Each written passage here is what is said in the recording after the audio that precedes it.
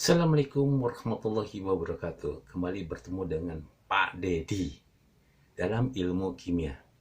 Hari ini kita akan coba membahas masalah bahan kimia dalam rumah tangga.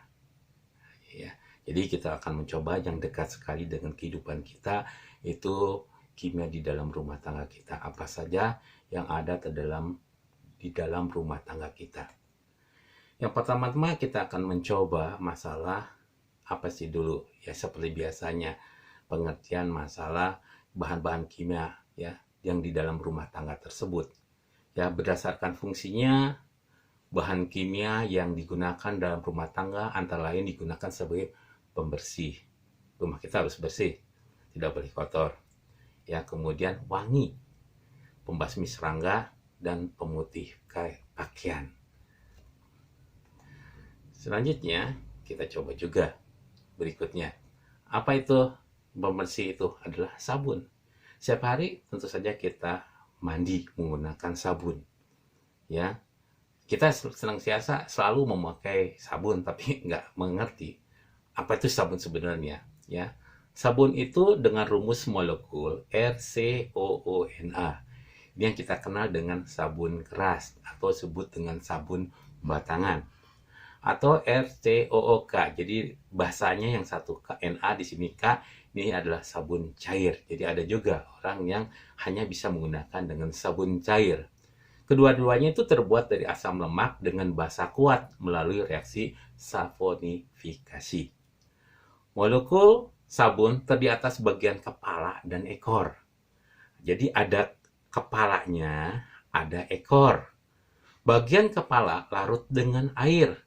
Sedangkan bagian ekornya ini berikatan dengan lemak. Jadi kadang-kala katanya air bisa bersatu dengan minyak. Nggak mungkin.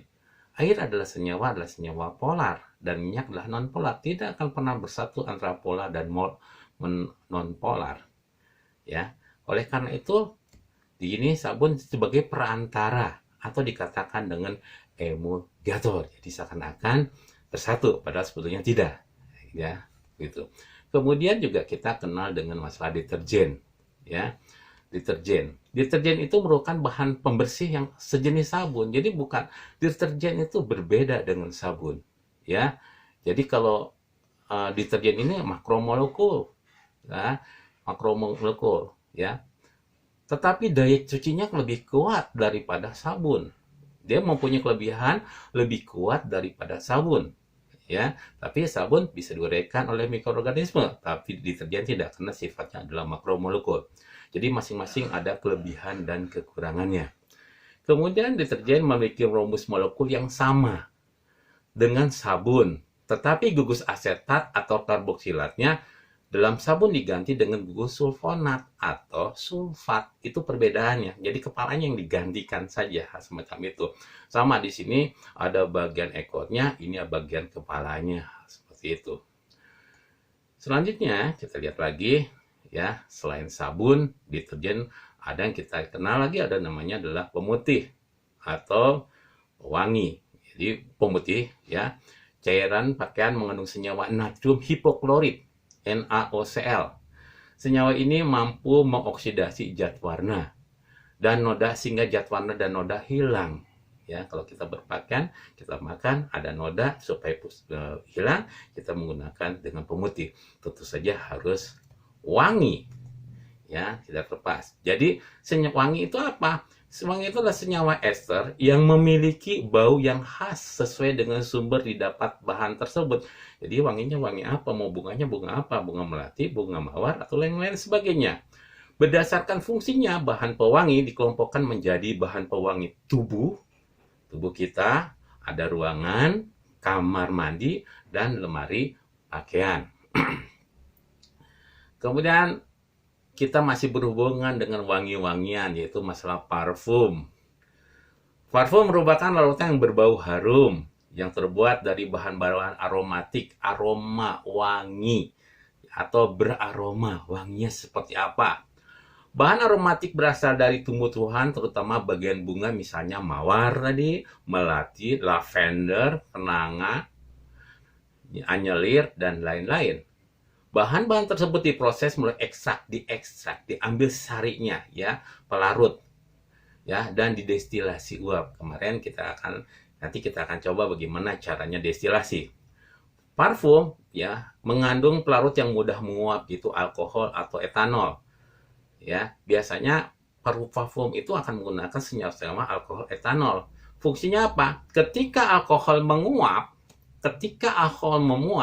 zat wangi itu menguap sehingga tercium wangi harum. Ya. Kemudian apalagi nih? Nah, berhubungan dengan tubuh kita, deodoran. Deodoran itu juga wangi, ya, menghilangkan bau badan biasanya digunakan. Deodoran juga dilengkapi dengan antibiotik karena yang mengakibatkan bau badan itu adalah ada bakteri-bakteri yang membuat bau, yang berfungsi menghambat pertumbuhan bakteri yang menyebabkan bau badan tadi katakan. Deodoran anti keringat mengandung antirespiran yang berguna menekan jumlah keringat yang keluar dari tubuh. Bahan aktif antieksipiran antara lain ada aluminium klorohidrat, aluminium klorida, dan aluminium hidroksibromida. Itu yang menghambat keluarnya dari keringat dan masalah bau. Selanjutnya kita coba lagi yang lainnya adalah bahan pewarna alami. Ya, ada bahan-bahan untuk makanan yang digunakan untuk yang bersifat alami, ya. Itu zat-zat warna yang terkandung dalam warna alami ada dalam klorofil, karotenoid, antosianin, dan kurkumin. Ya. Apa saja di sini? Ada gula yang dipanggang atau kita kenal dengan karamel. Itu akan memberi warna coklat. Nih, warnanya kayak gini nih, warnanya coklat nih. Ya, kemudian kita lihat bunga telang. Tahu nggak teman-teman? Nah, inilah bentuk bunga telang. Ini akan memberi warna biru. Kemudian kita kenal dengan daun pandan dan daun suji. Ya, ini biasanya ibu-ibu bisa menggunakan untuk membuat kue, memberi warna hijau. Kemudian wortel, kunyit, kita bisa memberikan warnanya adalah warna kuning. Kemudian juga kita bisa lihat di sini adalah beet atau saga memberikan warna merah. Nah, inilah bentuknya saga, inilah kunyit dan wortel, ini adalah warna daun suji dan daun pandan, ya, dan sebagainya. Selanjutnya kita coba lagi, ya, yang berikutnya adalah ada juga tadi pewarnanya adalah pewarna alami. Kita gunakan adalah pewarna sintetis, ya, atau pewarna buatan. Tapi tentu saja pewarna buatan ini harus disetujui oleh, ya, diperkenan oleh FDA, Food and Drug Administration. Ya, apa saja nih? Ada alura merah dan eritrosin. Ini akan memberikan warna merah. Biru brilian dan indigo karmin yang memberikan warna biru. Kuning sunset atau tartazin memberi warna kuning. Hijau fast memberikan warna hijau dan benzyl violet memberikan warna ungu. Ini adalah pewarna-pewarna yang sifatnya adalah sintetis. Selanjutnya kita coba bahan yang lain, yaitu masalah bahannya adalah bahan pemanis. Bahan pemanis ini kita tentu saja bisa kita bagi menjadi dua bagian. Ada bahan pemanis yang sifatnya alami, ya berarti alami itu ada di alam, ya, diperoleh daripada tumbuh-tumbuhan yang mengandung gula dan turunannya. Itu misalnya adalah di sini adalah madu, ya, kemudian ada tebu dan ada sirup. Selain daripada itu, tentu saja juga bisa kita gunakan bahan-bahan yang sifatnya adalah bahan-bahan sintetis, ya, bahan-bahan sintetis. Apa sih bahan-bahan sintetis itu, gitu?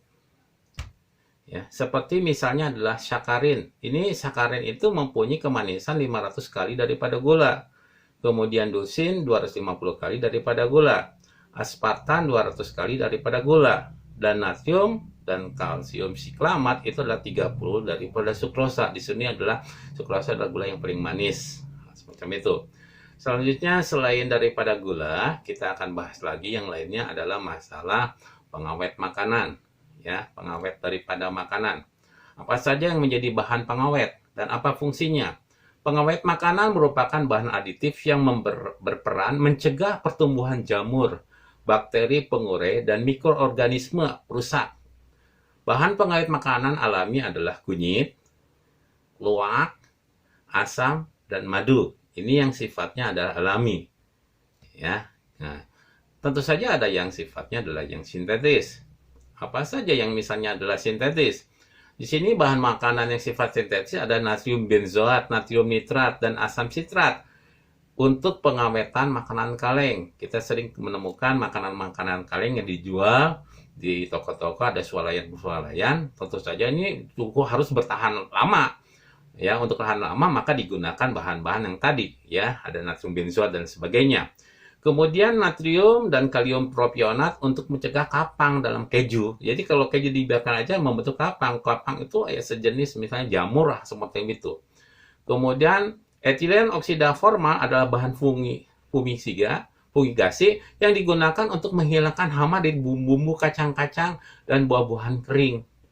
Ya, BHA, butil hidroksianisol, dan BHT, butil hidroksitoluena, digunakan untuk mencegah tengik minyak dan lemak. Jadi kalau misalnya saja minyak, kadang-kadang kalau sudah teroksidasi, maka dia tengik. Jadi bagaimana untuk menghilangkannya? Maka digunakan di sini adalah butil hidroksianisol atau BHA, atau juga boleh kita menggunakan butil hidroksitoluena atau dikenal dengan BHT.